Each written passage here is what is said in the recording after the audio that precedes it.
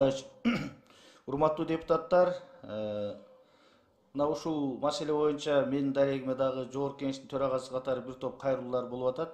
Мен айтып коюшум керек, азыркы болуп аткан сөз эркиндигине карата куугунтук же болбосо бир кысым дегенге мен кошулбайм. Себеби дегенде баардык нерсенин чеги болот. Эң биринчи жоопкерчилик болуш керек.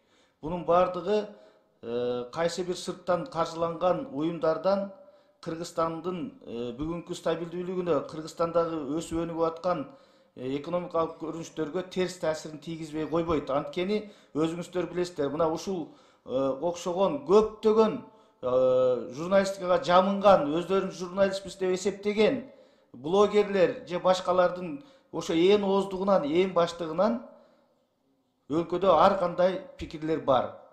Бизде сөз эркиндиги бар, ким каалаганын айта алат, дей алат. Мына азыр ошонун бир далили биздин урматтуу кесиптешибиз дагы өзүнүн оюн ачык айтты. Бул жерде ким эмнени айтам десе, мына трибуна турат, микрофон турат, айтыш керек.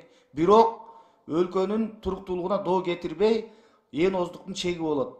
Мына менин дарегиме эле канчалаган сын пикирлер айтылып атат. Мен журналист катары мурдагы бирөөнү да сотко берген жокмун, бирөө менен соттошкон жокмун. Мен сөз эркиндигин коргойм, мен сөз эркиндигин сактоого аракет кылам, мен сыйлайм, бирок жоопкерсиздик мамиле жазаланыш керек. Сөзсүз түрдө мыйзам иштеш керек. Мына массалык маалымат каражаттары жөнүндө мыйзамды бир аз чийик экен, биз аны кайтардык. Бирок ал мыйзам эски, мындан 30 жыл мурун кабыл алынган. Андан бери канчалаган бул чөйрөдө технологиялар пайда болду, интернет айдыңы пайда болду. Эмне деген телеграм каналдар пайда болду, сайттар пайда болду. Булар боюнча ал мыйзамда, эски мыйзамда каралган эмес. Азыр бардыгы замандын, учурдун талабына жараша бардыгы жаңыланыш керек. Сөзсүз түрдө сөз эркиндиги болуш керек, корголуш керек. Эң биринчи сөз болгон дейт, сөз атасы өлбөсүн дейт. Кыргыз эли, кыргыз журту сөзгө маани берген. Кыргызда абдан жакшы сөз бар. Баш кесмек бар, тил кесмек жок деп. Бирок ошол тилди туура, калыс айтыш керек.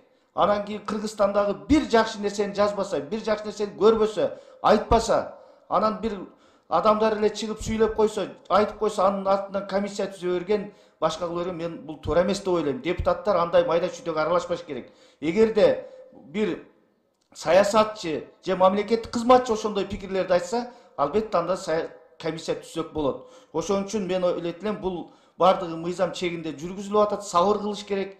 Кимдин күнөөсү бар, кимдин күнөөсү жок экенин сот аныктайт.